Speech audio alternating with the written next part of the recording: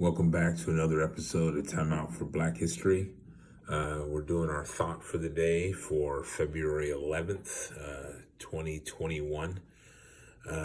Just got done with a great class, and we were discussing the success or failure of the Reconstruction period. And one of the students brought up the ideas or the idea that slavery was abolished in 1865, and they began to kind of analyze that argument.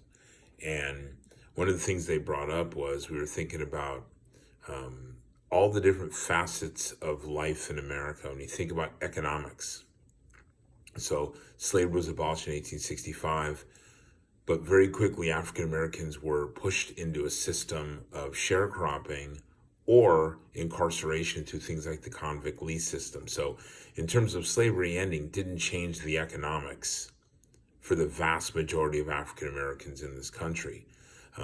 When we go to political or politics, after the fall of Reconstruction in 1877, blacks aren't going to vote again in large numbers until the 1970s. And so, again, not much of a change when we think slavery ended in 1865. And lastly, when we think of something like socially, well, the Black Codes, Jim Crow laws, all those things set in also in the 100 years following the ending of slavery. So in many, many, many, many ways, the system of slavery ending in 1865 did not change much of anything for African Americans until with the civil rights movement of the 1960s, 50s and 60s. So being clear about that and saying essentially the effects of slavery were very much a part of American life from 1619 all the way up until about 1965, if we're being really honest about what slavery was and what the ramifications of it were also.